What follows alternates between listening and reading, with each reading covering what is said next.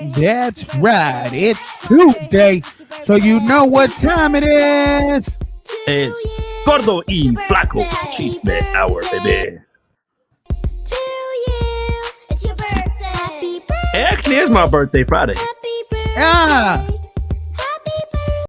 how old are you gonna be? 67. Yeah, 67 years old, man. Dang. Looking good for 67. Yeah, I ain't gonna lie, bro. You do look good. If I went that way, you be my man. Yeah, there you go. There you go. Look good for 67. Man, I saw you were having trouble with your headphone. Yeah, no. My headphones with the stupid plug here. I guess I'm plugging it, taking it when I go places. I actually finally broke a wire in it. Oh no. I got to go resolder it again, put it back together. Dang. I'm the one that make these, so I know how it goes back. It's Tuesday, bro. It is Tuesday, man. It's a crazy Tuesday, you know? Why's that? Because, man, I feel like my allergies, I don't know why, man. I've been off for this whole week. I took the week off, going to Dallas, getting ready for that show in Dallas. And, man, today I felt good until I got home. I don't know, the allergies, the weather changing. I just been sneezing and sneezing and sneezing. You know, that happens to me too, bro. I was sneezing and sneezing today. Yeah. I think it's the weather. It changes too much.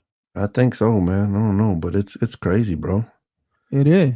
Yeah, man. And then we had a busy weekend too, man. That didn't help none at all. What's going on, Eloy? Eloy's watching. I hope you're feeling better, Carnal. I know you went back to work. I think today, right? You went back to work.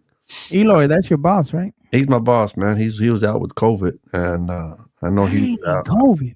Yeah, I got 5 people watching on this side. If you would just say what's up, I'll say hi to you. But yeah, man, it was crazy, dude. I had 2 shows, one at the 87th.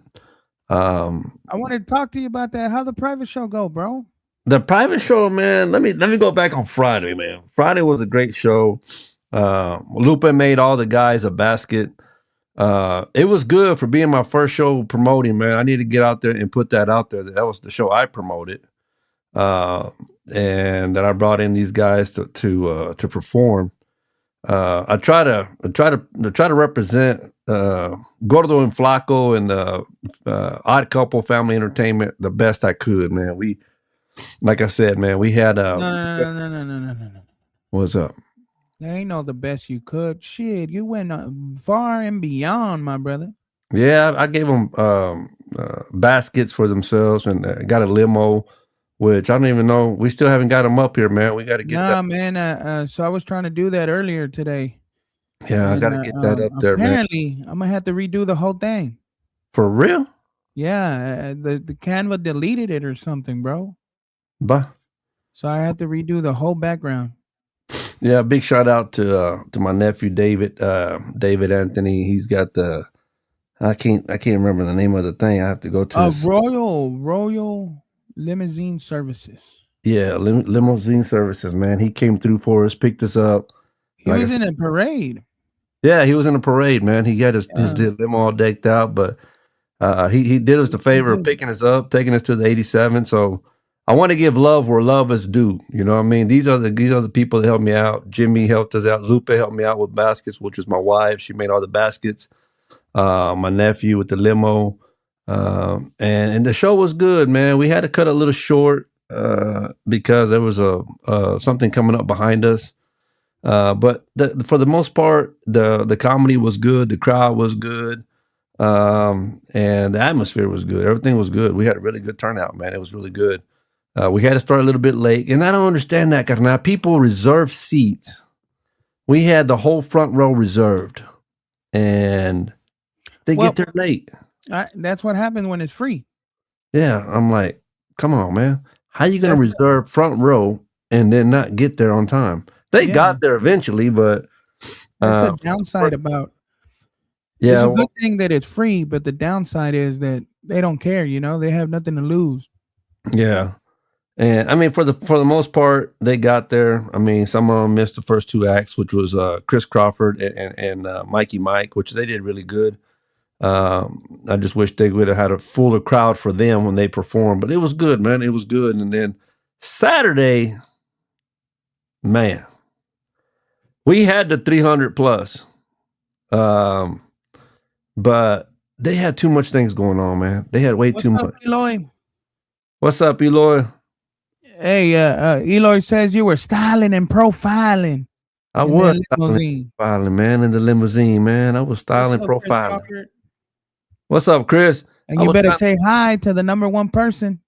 Who's that? Oh, yeah, my Guadalupe. She's watching. She says, hi, love. And like I said, man, I have to give her credit because let me tell y'all something, man, before I move on. I'm somebody that likes I like it to be run smoothly. And if it doesn't, it really bugs me. It really frustrates me. Gordo's work with me in the baseball. And I like things to be ran the way I want them to run. And when when there's a bump in the road, I'm fine with it. But when there's just bump after bump after bump after bump, then I start to lose my cool. And the person that has to hear me vent the most when I'm really in that atmosphere of being with my mind really, not in the right place, it's my wife. She's the one that has to deal with me.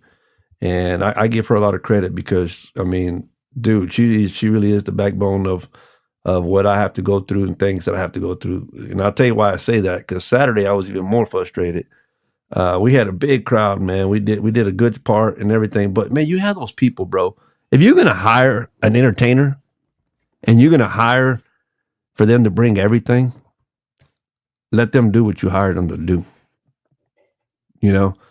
We went to go do this show, man. There was a guy there that I don't care if I don't get that business back because you know what? I was frustrated. In all honesty, they didn't need an entertainer. They had a guy there that was annoying, bro. He got the mic when I was on the thing and started trying to do comedy with me up there. And I was like, bro, who gave you the mic? And then we had him, bro, they went on about 2.5 hours giving away gifts, bro. And then at each time somebody walked in, they'd stop everything. Come sign up. Come sign up. Come sign up. Bro, it's a raffle. I don't know. This new thing they do with the sign up and spinning the wheel thing, that's got to stop, man. Get a raffle ticket. Put it in there. You ain't there, guess what? You didn't get a ticket. You ain't winning. Plain and simple. So that pushed everything back, bro. And then they had too much going on, man. I mean, they had for what they had, man, for that small venue that they had riding bulls. They had comedy, they had 360, they had cornhole tournament, they had axe throwing, they had gifts they had to give away. Bro, they didn't have no time for none of it. DJing, they wanted me to play music. I mean, I got paid, okay, but I overpaid some of the people that I didn't have to pay because we really didn't have to. They didn't need us. They didn't need us. I mean, plain and simple, they really didn't need us. And it was like, really, bro, you wasted everybody's time. Yeah. You could have just been honest and said, you know what, all I need is a speaker because that dude, bro, that I'm talking about. Yeah, I was going to say, let's go back to that. He spoke the whole night, bro. He had to talk the whole night. Even when there was no gifts, he wanted to talk. He would go get the mic and talk. Where did he get a microphone from? Well, they told me, hey, he's our MC. Give him the mic. He's one of the bosses here. Bro, nobody wants to hear him, man. So the whole night he talked and just talked and talked and talked and talked. And then he wants to stand in front of the speaker. One time, the last time I turned off the mic, I said, bro, you're going to pop my speakers, man. You just too much feedback. You got the whole place to stand and you want to stand right in front of the speaker, man. So, yeah, if you're going to hire somebody, let them do it. If not, why are you going to hire them and they go take all their stuff and then you're not even going to use it? It's just a way. I mean, you get paid. I understand that, but easy money. Yeah, it is easy money. But at the same time, you think about, man, why did I set up everything? Yeah, it's hard work. Nobody appreciates it. Yeah. I mean, we had the big old, you've seen my big screen, the inflatable. Yeah. I thought they needed it for something else. You know what they wanted it for? Slideshow. No. Just where they could see the name when it's spinning to show who won. Hey, man, don't hate the player. Shoot, if they had the money to do all that, shoot. I was like, are you serious? But I get your point of view, though, too. Yeah. It's like you set up, try to give a good show, and you weren't even given the opportunity to give a good show. Right. Yeah. That sucks. Yeah. But you got pissed. Yeah, we got paid, but it's just like, man. This annoying guy, man. You were doing your set and he butted in. Oh yeah. He walked in there. Everything was going good and I happened to find the owner without even looking for him because you've seen my set. So when I talk about going to an adult store, I read the crowd to see what the reaction is going to be when I get done doing my skit. And you get the most embarrassed one. Yeah, this lady was embarrassed. She was laughing and laughing. Older lady. So I went to go mess with her. I was like, boom, I found my victim. Well, I just ragged on her and her husband, and they were having a good time. They were turning red, both of them laughing. Here comes this guy. I just want to let you know I didn't hire this guy. I don't know who found him. I think that's his friend. He's the one that hired him. So I just want to let you know, boss, that I had nothing to do with it and this and that. I don't think that's funny. Bro, shut the fuck up. No way. I'm like, hey, excuse my cussing too, but I was like, shut up, man. There was a lot more things I wanted to tell him, bro, but I was like, man, I'm just going to cut it. And he kept interrupting. He wants to butt in and start laughing and doing his own little skit while I'm doing my damn set. So I was just like, this guy. Wow. Yeah. What a weekend. You had something like that Friday too, shit. Yeah, kind of. Well, Friday wasn't as bad as Saturday. Friday was kind of... But hey, on a good note on Friday, for that family that's going through that tragedy, which I don't know everybody's heard of, that 15-year-old that took the life of that family, we did a little collection at 87th Lounge, and we were able to collect, I think what I tell you, go to the $402, $482 or two, something like that. Something like that. But we were able to collect that. So everybody that was out there to collect, to donate money, I thank y'all, because that went to a good cause, man. Yeah, that was good. That kid, man, dang. He plotted that, man. He had to, man. That, bro. We didn't even get to talk. We haven't talked about that because that was after Tuesday of last week, right? What kind of mindset you have to be to do something like that? Yeah. Can you imagine like the thought process? Like, I'm gonna do it like this, and then I'm gonna go in like this, and if this happens, you know what I mean? Like, dang, that boy thought through it, and then he did it. Yeah. And the speech I gave Friday night after the show was, parents, you have to be held accountable for some of the actions that your kids. And because the reason I say that is because, I know we can't control our kids. I know that. I know they got a mind of their own and they're going to do what they do. But people are already starting to come out saying that he had mental problems or he had been struggling with things. So if you are saying that now and you knew of it, then you had the opportunity to step in and do something. That's right. You had the opportunity before it got to that point. I'm not saying that the kid is not having problems. So what I'm saying is, if you're aware of it, we need to quit worrying about hurting people's feelings and step up and do something before it's too late. Because I can tell you this right now. The kid did what he did out of whatever he did it out of anger, hurt. Some people say it's not got nothing to do with the girl breaking up or whatever the case may be.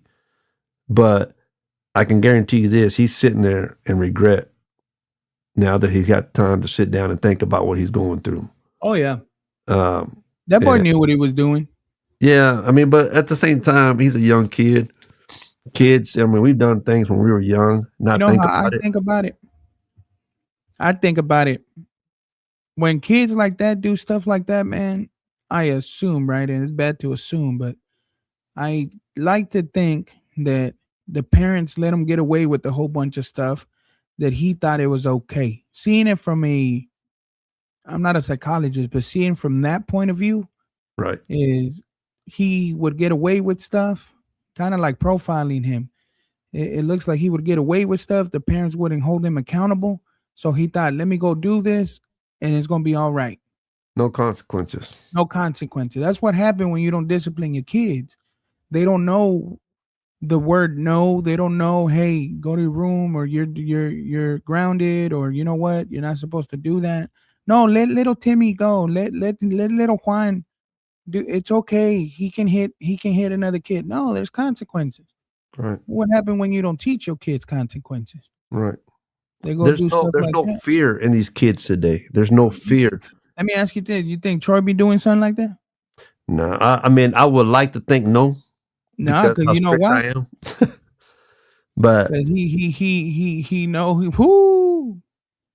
Yeah. Even if he did anything that not even close to taking someone's life, he know what's coming, what's waiting for him at home if he did something stupid. Yeah. What's up, Why is that? Prima? My 'Cause he's cousin vicious. Becky's watching.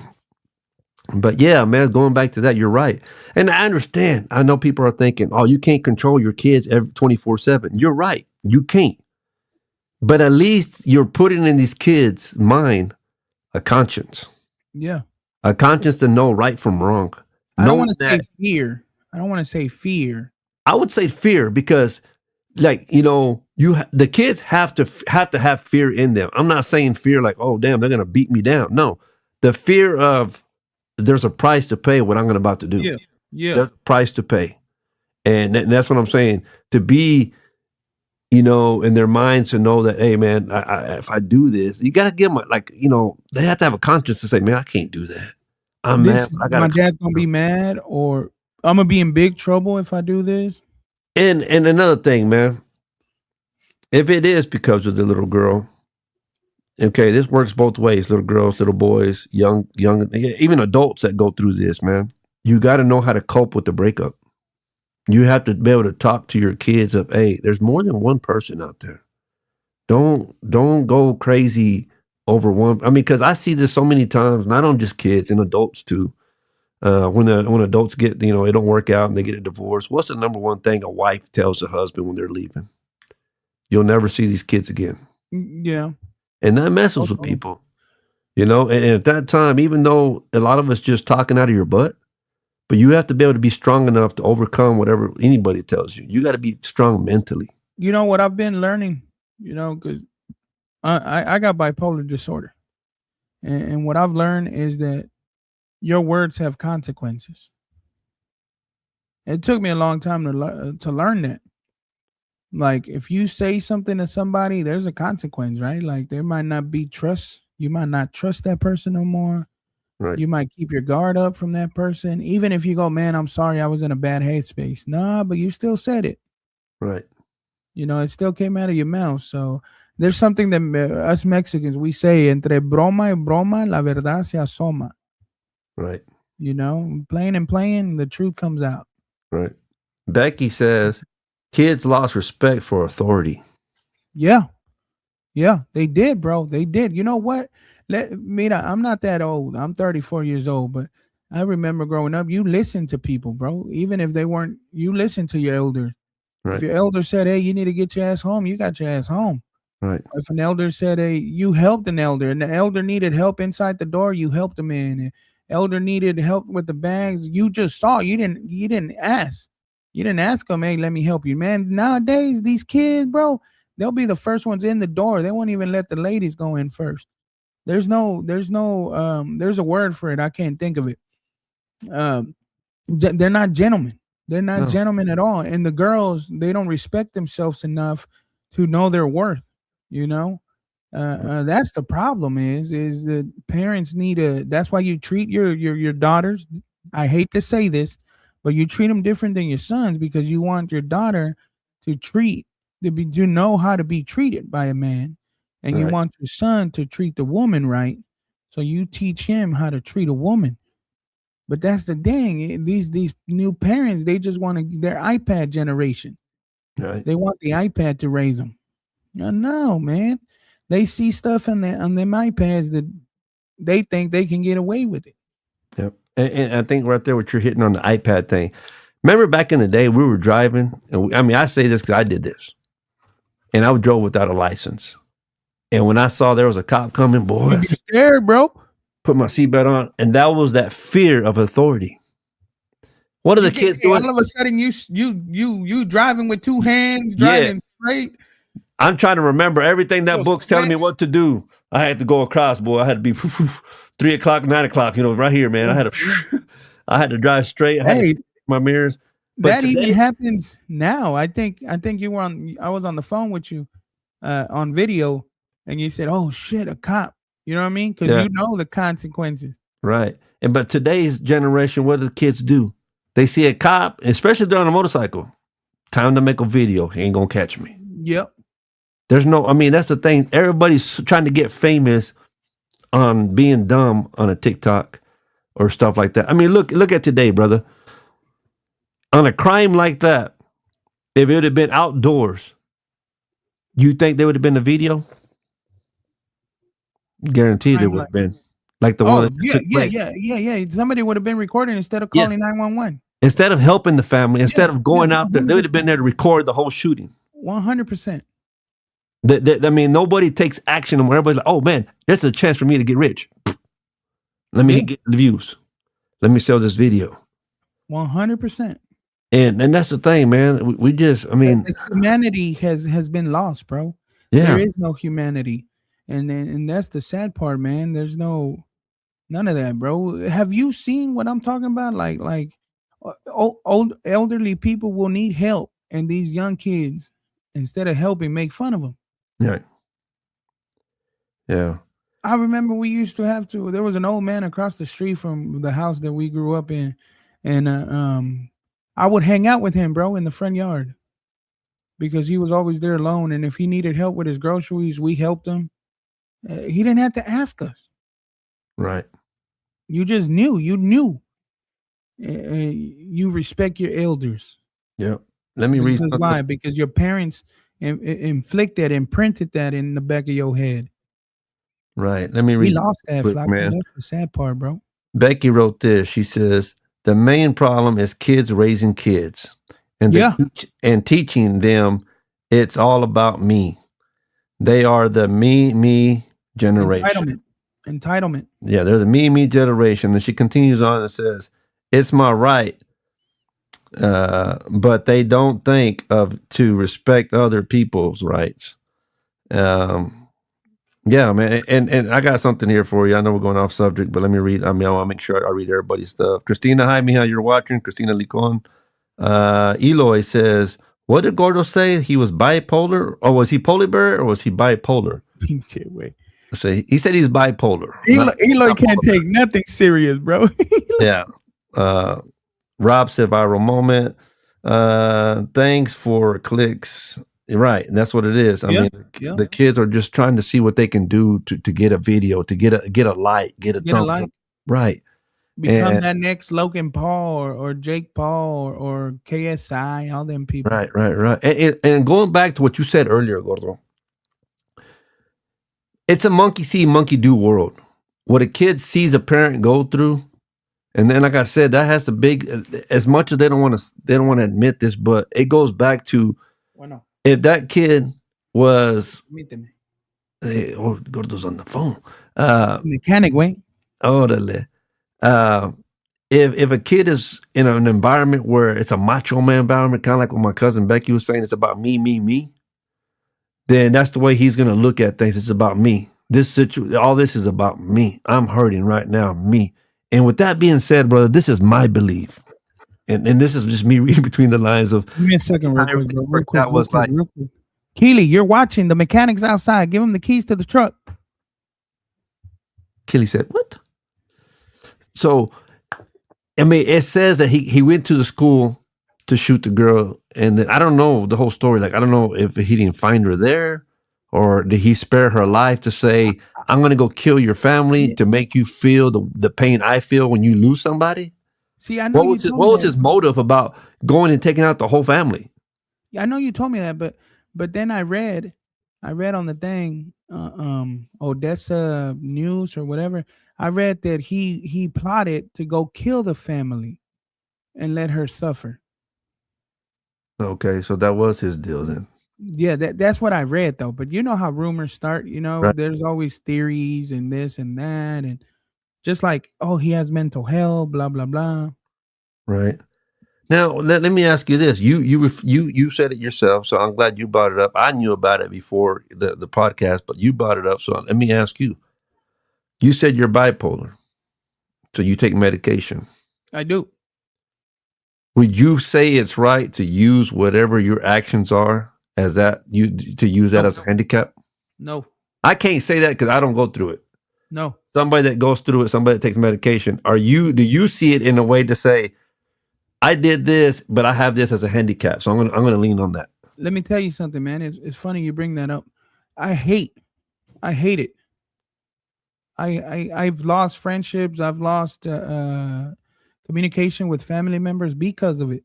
Because I'm quick to react. Right? It's a chemical imbalance in my brain that's not the same as the other ones, where I just boom react. So, but I never blame it because we all have control of our conscience. You know. Now, I may not have fully control mine, but at the end of the day, I've told you before, like shit will bother me for 2, 3 weeks, you know, Right. and that's the thing. That's the only difference is it'll bother me for weeks, but I never use it as an excuse. And a matter of fact, I always say, man, I hate that I'm this way because look what I did. Even though it may not have been my fault and somebody was just pushing me, pushing me, pushing me, I always blame myself.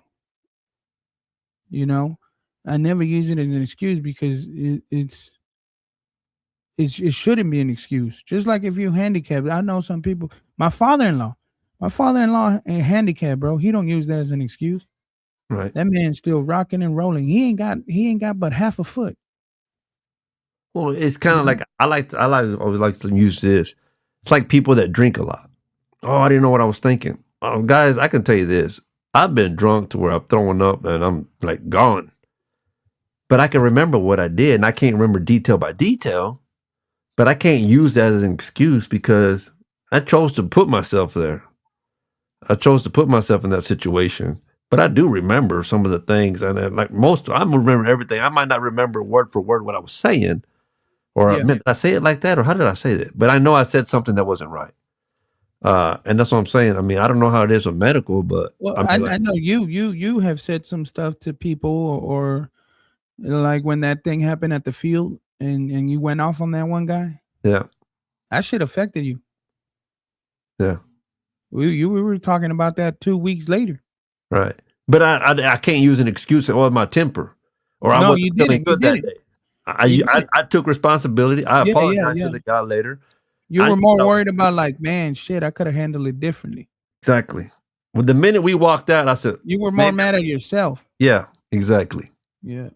And I mean, having a temper is the same way of having something like what you're going. I guess I don't know because I'm not bipolar, even though Lupa says I am. I think Uh, you are, fool. but I knew what my actions were right away, and I knew, like, man, I knew what I was doing. I let it get the best of me, Yeah. and I think that's the problem. We let things get the best of us, but yet we want to find something to blame it on, and that's not right. Yeah. I mean, but that goes back to this kid being a kid, though. We got to take that into consideration. He's young. He doesn't know it. He hasn't grown life. He hasn't. I mean, even though these kids today think they're grown, they think they know what life is about. Life's a lot more than a breakup. Life's a lot more than what he had on his mind that day. And that's the sad thing is, as parents, we need to step in and be able to be there for our kids and not allow technology to come over and come inside and think, okay, hey, they can, they got technology, they'll keep them busy, bro. I can tell you this: in my generation, we saw more kids outside riding bikes and learning the ways of life, the common sense, I would say. Kids today, there's a lot of them that have. I mean, the majority is they have no common sense, none, none. Why? Because they rely on that. If this world was to go just no more internet, bro, there'd be a lot of people suffering in this world because they don't know how to do things without somebody telling them how to do it. There's no common sense. There's a lot of it that's just common sense, and Yeah. they wouldn't know what to do. But that's because the parents ain't teaching them. Exactly. That's what I'm saying. The parents don't find the So time to spend time with their kids to show them how to do things. And let me ask you this. If you're the cop that made the arrest, right? mhm, What are some of the questions you're asking yourself?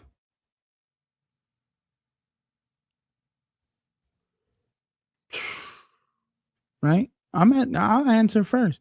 I'm asking myself, how did this boy get a gun? What was this boy thinking? mhm, Where's his parents? That would be my number one question. right, Where's this boy parents? What environment is this young man living in? right, That this kid saw that the best outcome was to take three people's lives to get over a breakup or to get back at it, revenge, whatever you want to call it. What mindset was he in? What environment? How was he raised? And who's to blame besides him? He's to blame, but besides him, who's to blame? Yeah. How do you have he acts? I mean, he could have got a stolen gun. Today's generation kids buy guns from people, but I will tell you this, and I'm not against guns because I own guns. Okay, so I don't want to be a gun hater. No, I have guns, and the one thing I would tell people: if you're going to own a gun, be responsible to take care of that gun, 24/7. Take it where you don't leave it in your car. Don't leave it on the table. Don't leave it in a drawer where everybody knows. Put it in a lock. Put it in a safe. You don't got money to buy a safe. There's so many different ways you can lock just to handle, just a trigger. Those are not much money. If you had enough money to buy a gun, you got enough money to buy a lock for it. Yeah. Let me tell you something, Flaco. My dad didn't show me much stuff. He didn't show me how to change the oil in the car. He didn't show me how to change a tire. He didn't show me a lot of things. But one thing he did show me when I was young is the dangers of a gun, how to control a gun, and where it should be kept. Because he kept guns in the house. So he showed me, hey, this is dangerous. Touch it. You see how heavy it is? It's not it's not a toy. It's not a toy. Let me give you an example. We went deer hunting quite a few years back, and I took Troy. You know, he was young, and I wanted him to learn the gun because I didn't want him to have curiosity of what would a gun feel Exactly. like. Exactly. I wanted him to know the power and the damage that that gun could do. So when we went hunting, we went for the meat. We didn't do it as like, oh, I'm just going to kill whatever. No, if we're going to eat it, we're going to kill it. But if not, we're not going to. Well, Troy shot his first deer. He was excited. Boom, yeah. Went out there. We picked up this deer. And the last breaths that this deer was taking while it was just laying there, we were standing over it. Man, it affected Troy so bad. He couldn't believe that he was the cause of it. And I told him, I said, look, it's okay because, you know, this is something we're going to eat, you know? If it was just for the fun of it, then no, we're not going to just go kill animals because we want to just kill whatever. But I told him, I said, the feeling you're feeling right now, I can just imagine it's going to be a million times worse if it was a human. Yeah. If you feel this remorse over a deer that, man, I can't believe I was the reason of that, then don't let ever anger take over and you go do this to a human. You know what I mean? You know, I'm glad you brought that up, bro. Because Because me and Keely were talking about this the other day. And you know how people will hide like cussing from their kids or don't do this, don't like hiding stuff from them. When in reality, you should be teaching them like how to react, how to go about it. You know what I mean? Like situations like that. right, Because you're failing them if you're not teaching them. right, You got to teach them like, hey, you know, uh, sometimes you may feel like you need to say the F word. It's okay. Just don't say it to nobody and don't say it in front of nobody. Say it to yourself, you know, because they're going to say it. right, They're going to say it, you know, but you need to let them know like, hey, when there's a time and a place, right, time and a place. But if you don't let them know as a parent, you know, they didn't let me know that there was a time and a place, you know. So if you don't let them know there's a time and a place for things, how do you expect them to do it? right. Hey, I got a question here from Armando Espinosa. It said, DJ Gordo, did you make that mix, my homies mix, with Big Hawk? I don't know what that means. And then I guess where it says miss, it's supposed to be mix. Look, get on my page and read it. Make sure. It's a question for you. DJ Gordo, did you make that mix, my homies mix, with Big Hawk? I don't know what that is.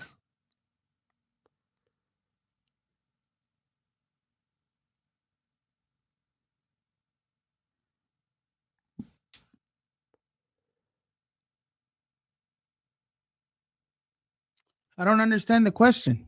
Me neither. I guess if you made a mix. Armando Espinosa, who's that? Apparently, you made a mix, carnal. You mixed up something. The only thing my gordo mixes is in a bowl to cook. Yeah. That's the only mixing he does. Well, you know what, man? I used to rap. Oh, then that's probably they recognized you from that. But hey, if anybody's watching, hey, I want to hear feedback. Okay, there it is. Miss My Homies by DJ Gordo. He said a joke. Nah, yeah. Man, that win me. He said, nah, that's not him, man. That's not him. Eloy, Flaco, Kelly is in the house. Okay. Kelly from Solid Waste, Kelly? No, what's Kelly from around the corner. Hey, but real quick, if you're watching, give me your feedback. Don't be scared. What's y'all's opinion on what took place in Odessa, Texas? I mean, my cousin had reflected back on it a little bit. Becky had, and Becky's in law enforcement, and I mean, it's crazy, man. You know, I don't know. Like this world has gotten to where even trying to correct a kid going into school or whatever, you can't do nothing now, man, because you give these kids so many rights of, oh, I can sue you, and their parents. Hey, you know what I hate the most, bro? What? Is exactly where you're going. You correct another kid, and the parent goes, "That's not your place." Well, shit. Apparently, it ain't yours neither. Right. Yeah. And you know, I say that because even in sports, bro, growing up, there was no participation trophies. You lost. That's all it was to it. And we're getting into where these kids today, they expect don't know how to deal with adversity. Yeah, you go. They don't know how to deal with it because all their life, hey, it's okay to do this because hey, oh, you did your best. Oh, that's okay. I knew a kid, bro, Flaco. I knew a kid that his parents never taught him how to lose. You have to take it now in life. You're gonna take multiple losses, but they taught him that he can't lose. There's no way he can lose. He's always gonna win. Which okay, I get it, but you know what? You know what makes you a better winner? Tasting loss. When you've tasted loss, and you're gonna taste loss a lot in your life, that's what makes you, bro. The first time that boy took an L, right? He wanted to kill himself, bro. Because they're so used to not taking L's. Yeah, they don't know how to react. They don't know. And that's the thing in life, man. Guys, failure is a building block. That's right. It's a building block to make you stronger. Now, I do agree with failure is not an option, but it's still a possibility. Yeah, but bro, I'll tell you this. I coach baseball, and we went a whole year without winning a game but one. But the speech I gave to my kids was, you got to know how to lose before you can win. That's right. You got to know how to be on the bottom before you can be on the top. And bro, from there, we build. And we got to the top. Not that year, but what I told the kids in life, not just baseball. I compared it a lot to life, but I would tell the kids in life itself, you're going to fail. You're not going to just go to a job and be the main guy. You're going to start from the bottom, and you're going to have to do the crappiest stuff and take the most BS from everybody before you can come up here. Nobody, today's generation, they want to just come here. You don't know what these people went through to be there. You got to go up that ladder, and then you're going to fall. Then you got to go back up. That's why sometimes they tell you in life, you treat everybody with respect.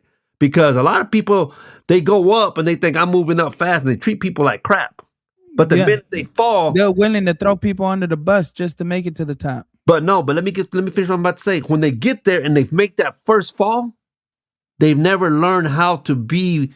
They have too much pride. They're not humble, and they don't know how to bounce back from that because of the reason that they've always been a winner and this and that. I use this as an example. Look at Ronda Rousey.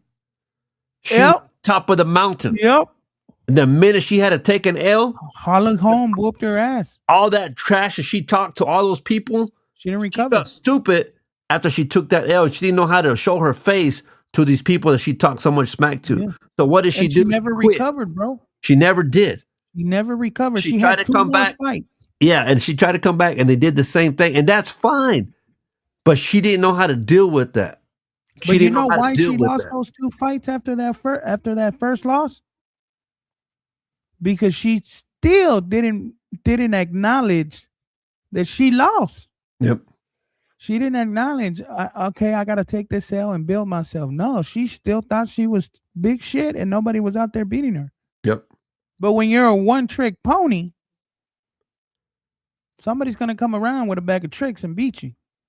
Yep. Go on my page, Gordo. Armando put some more stuff. I need to go get me some water or aspirins, man, because my allergies. Aspirins for allergies, Wait? Yeah, some. And I'll be right back, like an allergy pill. Not aspirins. I say aspirins for everything. Just like I want a Coke, but I don't want a Coca-Cola. I want Dr. Pepper. But hold on. Yeah, that could be true. Jerry Jones is the king of failure. Taking losses will humble you. Yeah, taking losses will humble you, but it also shows you, like, hey, man, I'm a human being and I can learn from this. But the thing is, if you take an L and you go, shit, man, that's it, man, I'm never coming back from this. Well, then you already lost more than half the battle. When you take an L, you got to go dissect it. You got to go, man, how do I get better from this? How do I become better? How can I raise the bar for myself, not for others, but for myself? How can I go, hey, you know what? What did I do wrong to get that L? What did I do that maybe would have got me a W if I would have stayed, if I would have done this differently? That's the difference between people, man. You take the L and you don't learn from it. When you take an L, you learn from it. As a matter of fact, I would, this is gonna sound totally, and people may not agree with me, but sometimes it's better to take an L because you can learn from it. You learn more from your losses than you do your wins. Because the win, you're too busy celebrating it that you don't dissect, like, hey, what did I do wrong? Even though I got the W, I got the dub, what did I do wrong? No, you don't think about that when you take a W. Not most people. You might be special, but when you take an L, you learn about it. You got 2 choices: either you build from it, or you just take the L and with pride. Because there's such thing as taking a loss with pride, meaning you don't take responsibility, you don't take accountability, and you blame others for that L. Right. Nah, as a coach, when you took an L, was it your player's fault or was it your fault? I say it was my fault because I'm the lead. Yep, exactly. You're the head of the pack. Right. And you know, one thing that I always said, because as a coach, when I was coaching, I would always say, there's a good thing when you get mad for taking an L, but there's a thin line of being a sore loser and having pride in what you do. Right. When you don't want to shake your opponent's hand, that's not mad because you took an L. That's being a sore loser. Yep. You thank that person. You said, hey, man, thank you because you taught me something today. You taught me that I need to do this better. I need to perfect this. And thank you for that. Because if I hadn't lost today, I might have been playing a bigger game for bigger stakes. And I would have not fixed this problem that I know now. Yep. That's the mindset you need to have when you take an L. Yeah, because let me tell you something. Just because you lost doesn't mean that you're a failure. It just wasn't your day. I mean, there's some teams that can dominate, and then all of a sudden they go play a team and they lose, and they're like, "Oh man, we suck now." You know? Okay, let's talk reverse. Yeah, it's like boxing. You can't go by off of, hey man, this guy whooped this dude, and this dude whooped that dude, so this dude can't. He better not fight this dude because this dude whooped this guy, and this guy whooped that guy. No, a lot of times this guy that whooped this guy, and this guy whooped this guy. Then these two fight over here, the last guy, and this dude whips his ass. And like, what the hell happened? Yeah. Well, go back to the Browns bomber when he fought Andy Ruiz. Andy Ruiz. You remember that fight? No. When Andy Ruiz, el gordito, he was a fat guy. Nobody expected him to win, bro. Right. Nobody expected his ass to win. He knocked that bronze bomber, whatever his name was, knocked him on his ass. Yep. He went into that fight already taking an L. Right. By people. Right. But he came out on top. Yep. And that just goes all back to, I mean, people that's barely getting on to watch us right now. We're talking about the incident that took place in Odessa, Texas last week with the 15-year-old. And we're talking about how not being able to handle his emotions and what he was going through at that moment. And we're just trying to compare it to different sports, different stuff, of knowing how to take, I guess, disappointment or hey, Disappointment, yeah, adversity. adversity, you know? So it's just, I mean, if you're watching, man, let us know. And like I said, right now, you can give us our thumbs up. Hey, let us know that you're watching, because we go off of what y'all do. What's Okay, up, Grandma? yeah. Hey, talking about your grandma, did your mom get her shirt? Because I want to make it known. Because last week she said, Flaco, I haven't got my shirt yet, Flaco. I sent it. I don't know, bro. I sent it. Is she watching? No. Oh, hell. We're going to have to call her. I'm going to have to text her right now. Why ain't you on? Yeah, she ain't watching. Why ain't you watching? My grandma watching, though. Hey, What's- man, tomorrow's an important day. In about 10 hours or a little bit more, Keely will be going under the knife. Well, I got to tell you, man, I'm nervous, bro. Well, you should be, because it doesn't I'm mean not even the one getting surgery, bro. Well, yeah. And I'm nervous. Armando said they couldn't take a heartbreak. Yeah, that's true. Yeah. I mean, guys. Hey, bro, let's be honest. Your first love, that supposedly that you thought, hey, this is my love. I'm gonna spend the rest of my life with her. Right. I don't know about you, but what I did, I turned to music. Man, I listened to sad songs. Well, I'm not gonna lie, man. It affected me, but it didn't. I mean, I'm not proud to say this, but if we're going to be honest, on those times when I first thought I was in love and this was the one, and it didn't happen, I was doing drugs at the time. So you didn't give a damn, huh? I didn't. I really didn't. I mean, I did for the moment, but it didn't. It didn't last long, man. I was just like, other pase. I was good, man. I'm not saying that's the answer, guys. I'm not saying that. What I'm saying, if we're being honest, that's what I went through. And I just man, in high school, Flaco, we used to say, man, girls are like buses. Every 15 minutes, one's coming. Oh, we were stupid. Yeah, I'll tell you what, though, man. My very first girl that I lived with, I thought that was the one. And like I said, I got over it really quick. Then I've been married once and divorced. So I can tell you that feeling of divorce and you have kids involved, it's a lot harder than what it was the first time. Yeah. But you know, I had to tell myself, that's what I'm saying. I can say this because I did have bad thoughts in my mind. I was like, man, you know, and then the first thing that comes to your mind is like, man, you know, I got to pay child support, and what's she going to do with that money? She's probably going out drinking, have another dude spending my money. And then that's when I really gave my life to God, man, because I really had to hold on to something. And if it wouldn't have been for God at that moment, I probably would have done something stupid, because my situation, I don't want to go into details, but if I was to do something dumb, I would have had the perfect opportunity to do it. And that night when I had that opportunity, I prayed for strength. I prayed for guidance, and just to give me the strength to be able to overcome this. And I did. Don't ever pray for patience. No, but I did pray to be able to give me the strength to overcome that.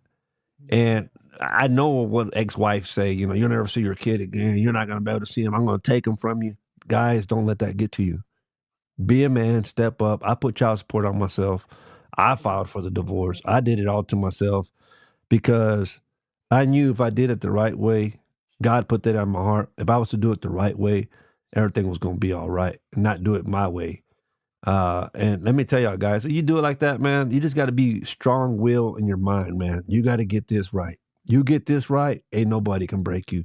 You can only break yourself. You can only control what's up here. Nobody else can. And that's what I prayed for, man, just for that, to give me the strength to be able to do that. And I praise God, because there's been a lot of times in my life, not just in relationships, but where I want to lose my cool. Things have happened to my kids that I wanted to lose my cool with the people that hurt my kids. And I've had to pray, man. I've really had to pray. I don't know if y'all remember of a shooting that took place in Dallas, Texas, where an officer, she went into the wrong apartment and shot the guy in the apartment. Yeah. Okay. Did y'all ever see the trial of that? No. Let me tell you, that gave me more love for God and wanted to be like that person was in that trial. The brother of the victim was at the trial. The cop was on the stand. She was being prosecuted for murder and stuff, for killing him and everything. And he went up there and he told her, I'm not doing this for my mom. I'm not doing it for nobody. I'm doing it because I'm a believer of God. The guy that she shot was a big man of God. He was into God, him and his brother. And so was the mom. But it was a little bit different, a little bit harder for the mom. But the brother said, I'm doing what God would want me to do, and that's to forgive you. I'm here to let you know that you're not by yourself, that I'm with you, and I forgive you, and I love you. And I'm doing what I know my brother would want me to do as well, to forgive you, not to waste 2 lives over this incident.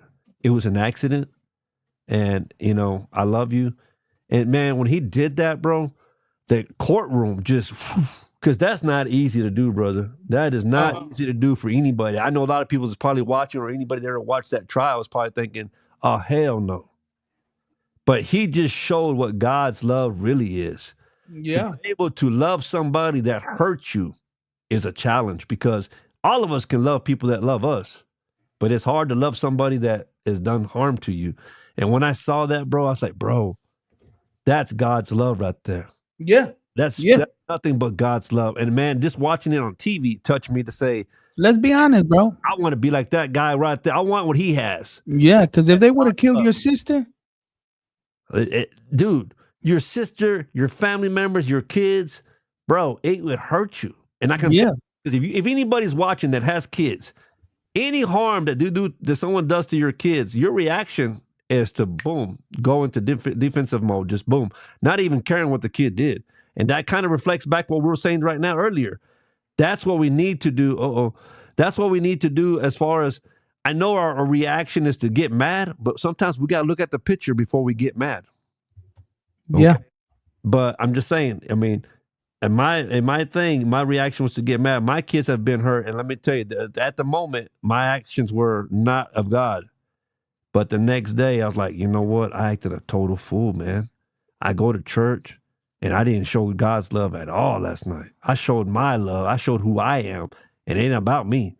But you know how hard that is, bro? Bro, I know. It's really hard, because I had to call these people. I had to call 3 people, bro, and apologize for something I didn't even do, but apologize for the fact that God put in my heart to say, hey, you didn't do my will. You did your will. And your will's not right. And when I did that, bro, you're talking about swallowing some pride. But like I told everybody, man, it wasn't for me. I thought about that case again, about that boy. I went back to that. That is hard, bro. That is God's love. So when I did it, it wasn't for them. It wasn't for anybody, but for myself to have the forgiveness in my heart. So I apologize to them for my actions. You think that trial is going to be televised? Which one? Of the 15-year-old? Yeah.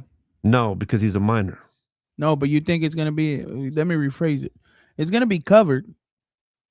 Well, if he's tried as an adult, it might be televised. Tried as an adult into 2 years, I bet you. If I'm guessing, he's going to spend at least 1.5 to 2 years in juvie before they actually have a trial for him. So if they're going to try to go for the death penalty, they're going to hold him for about 1.5 to 2 years before they actually give him a real trial. So they can trial him as an adult for the death penalty. Let's see in the state, because Texas hardcore, bro. I ain't no lawyer, but that's what I'm guessing, because I watch. But hours, baby. So I'm just saying.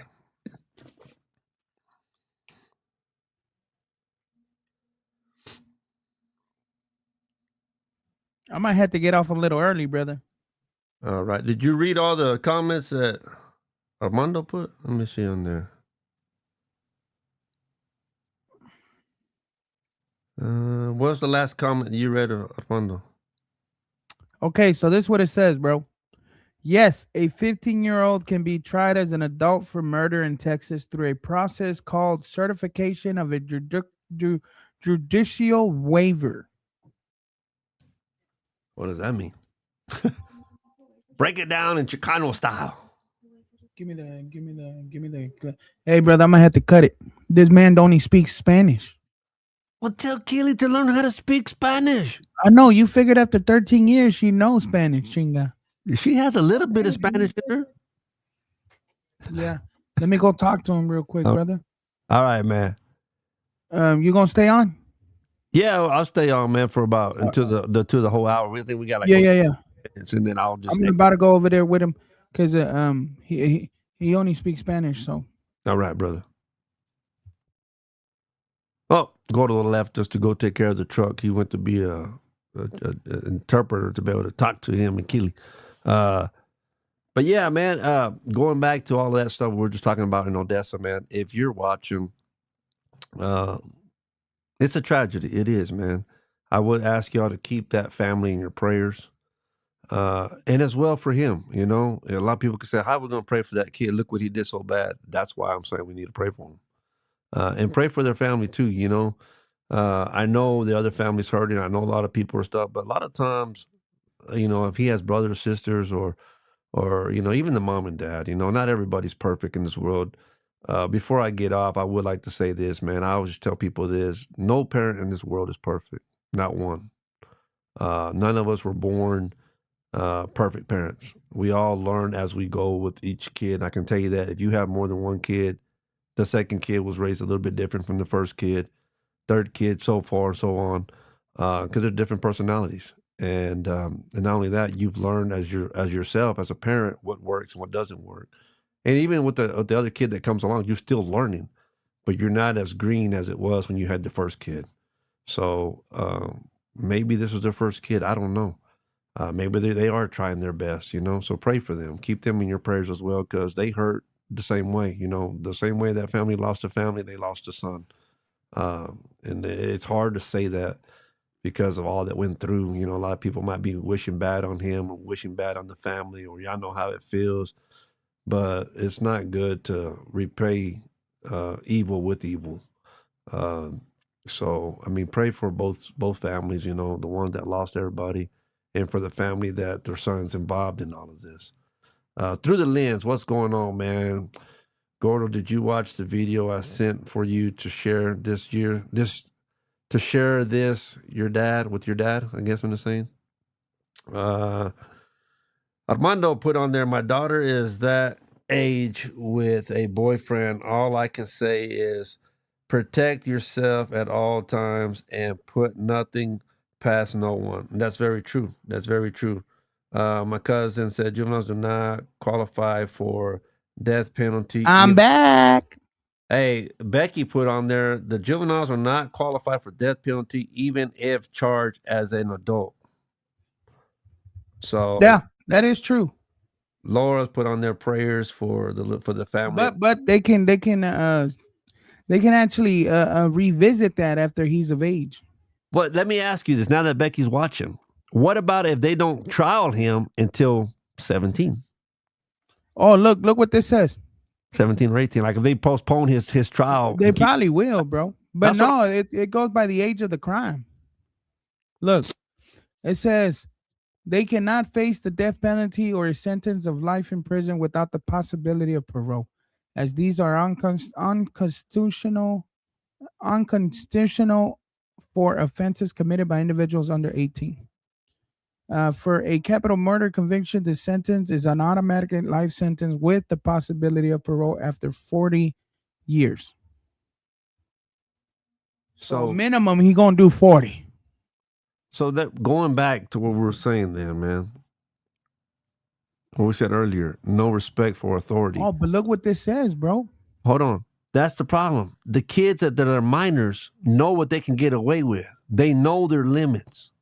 A lot of these kids look online like they look up other stuff. How do you do this? How do you do that? Who's to say some of these kids don't look up what the laws are before they take action? Going back to what you said. To me. Going back to what you said. Right here it says, once a minor is certified as an adult, all subsequent felony offenses are generally handled in adult court. Hey, there's your mom. Hey, through the lens. Señora Gomez. Oh, he asked you if you downloaded that video. Or did you watch the video? I did. You watch the video? Señora Gomez, ¿ganaste la camisa que te mandé? Ganaste la camisa. La semana pasada me dijiste, hey, Flaco no me mandó mi camisa. She was mad, huh? Yeah, she was mad. I wanted her to come on now to tell me, hey, muchas gracias, Flaco. Llegó la camisa. No, nada. She barely got on. She put damn. That's all she put was damn. Damn. Damn. Said, damn. Well, brother, it's about that time. Hold on. We gonna wait for your mom's response. I know she's watching. My mom probably clicked on and clicked off. Oh, she got on by accident. Oh, damn. And that's what she clicked off. Oh, damn, I got on the wrong one, she says. Let me get off. Yeah, I just want to tell y'all, thank y'all, man. Everybody that watched tonight, we had a good little crowd. I had man. 8 over here all the time. We got some good interactions, too. Yeah, we did. So we got some good questions and stuff. But, guys, same time, same place, next. Oh, hey, Gordo. Oh, no, she says, no, Mr. Flaco, you still haven't gotten the shirt yet? I said, remember, it's the busy season for the post office. Man, come on. Well, I guess so. If they're all like Mikey Mike, they're slow. But, hey, brother, we're going to go on a cruise, me and Lupe. When?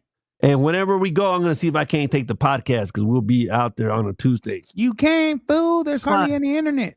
No, they say they sell your internet. You have to buy theirs, though. You know how much that is? Well, then I'll just piggyback off someone else and be like, hey. Knowing you penny pinching. No, I'll just tell somebody, hey, man, can I borrow your internet for tonight and I'll buy you a drink?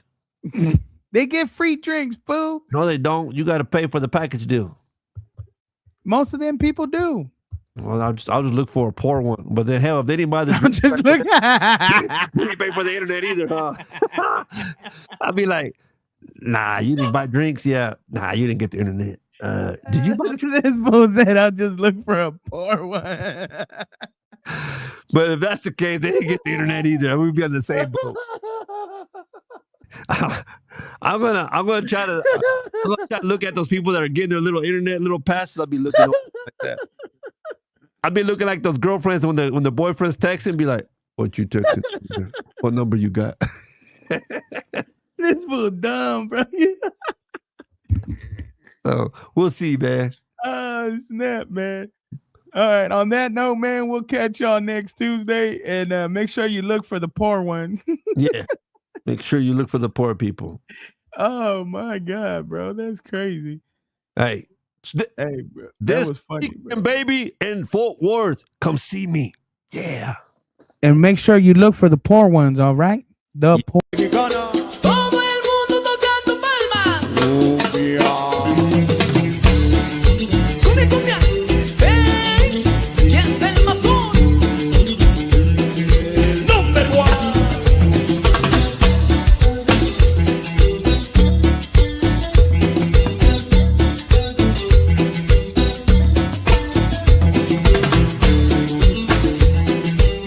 Señor Miranda.